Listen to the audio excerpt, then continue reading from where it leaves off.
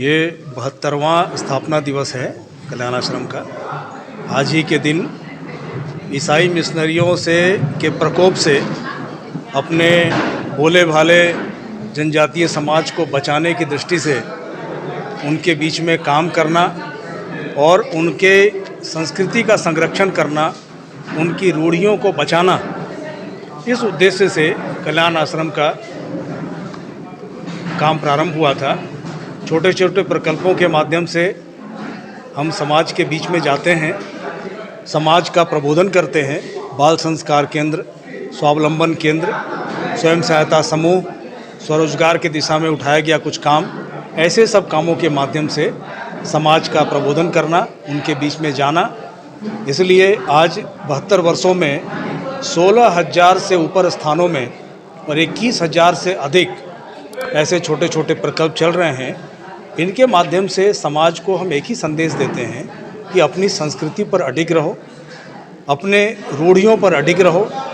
जो हमारी महान परंपराएं हमारे ऋषि मुनि, हमारे पूर्वज बनाकर गए हैं, उन पर चलो और किसी भी प्रकार के लोभ लालच में मत आओ, किसी भी प्रकार के विदेशी प्रलोभन में, विदेशी प्रभाव में मत आओ। ऐसी छोटी छोटी बातों को लेकर हम समाज के बीच में जाते हैं। आज बहुत बड़े पैमाने पर हमको सफलता मिल रही है। पेशा कानून कितना महत्वपूर्ण?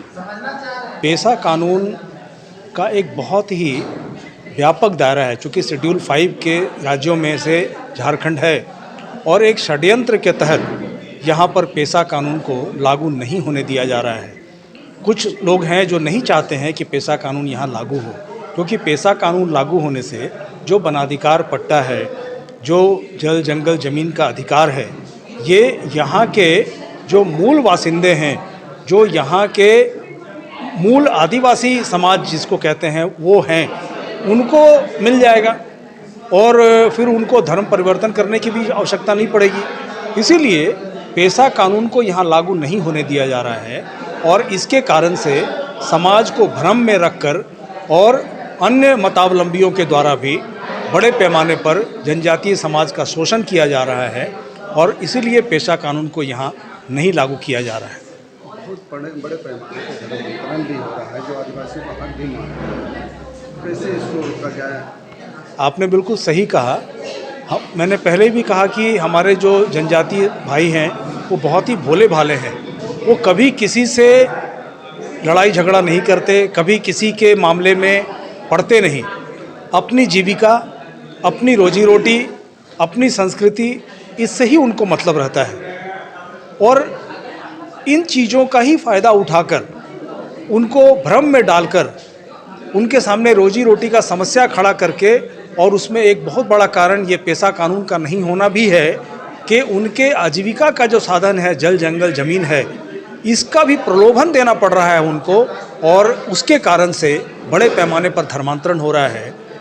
ये धर्मांतरण दो तरह से हो रहा है, एक तो चर्च के द्वारा हो रहा है और दूसरा मुस्लिम समाज के द्वारा भी। पाकुड़ और उससे संबंधित जो जगह है, राजमहल की पहाड़ियाँ हैं, उसमें बहुत बड़े समाज पर, हमारा बिरहोर समाज तो बिल्कुल विलुप्त होने के कगार पर आ गया है। ऐसे कई समाज हैं जो आज विलुप्त होने के कगार पर हैं। उनकी बेटियों से विवाह करना, उनके नाम पर संपत्ति अर्जित करना और फिर उनके नाम से चुनाव तक लड़ना, यानी हर प्रकार से शोषण,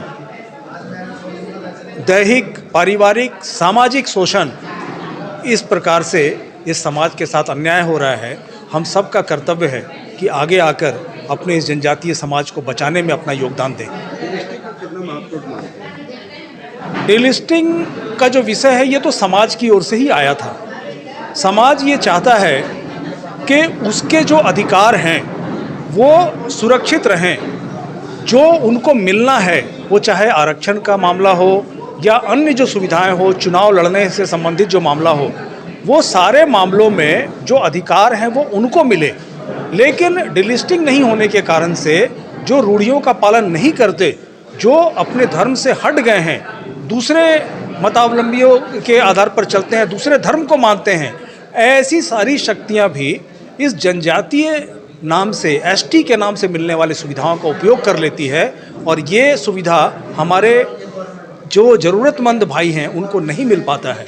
इसीलिए ये डिलिस्टिंग आवश्यक है, ऐसा जनजातीय समाज की ओर से ही ये मांग उठी थी। मैंने सुना नहीं है, लेकिन यदि आप कह रहे हैं तो ऐसा कहा होगा, उसका मुझे बहुत आश्चर्य इसलिए नहीं है क्योंकि मैंने पहले ही कहा है कि एक बहुत बड़े षड्यंत्र के तहत इस पूरे मामले को चलाया जा रहा है और 5th शेड्यूल के कई अन्य राज्यों में ये चीज़ें, पेशा कानून लागू हो गया है, फिर भी झारखंड में लागू नहीं होने दिया जा रहा है। तो ऐसे में यदि कोई खुलकर कहता है कि हम पेशा कानून का विरोध करेंगे तो समाज उनकी चालों को ठीक से समझ रहा है और बाकी समाज को भी समझने की आवश्यकता है।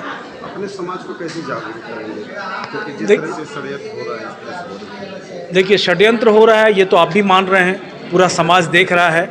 अपने समाज को बचाना, उसका एक ही उपाय है कि उसके सामने समस्याओं को सही रूप में रखना, कोई बढ़ा चढ़ा कर बात करना नहीं, जो बातें हैं वो उनके सामने रखना, उनको बताना कि अगर आप इसके प्रति जागरूक रहोगे तो आप इन समस्याओं से बचोगे, जागरूक नहीं रहोगे, लोभ में लालच में फंसोगे तो आप अपनी संस्कृति को खो दोगे।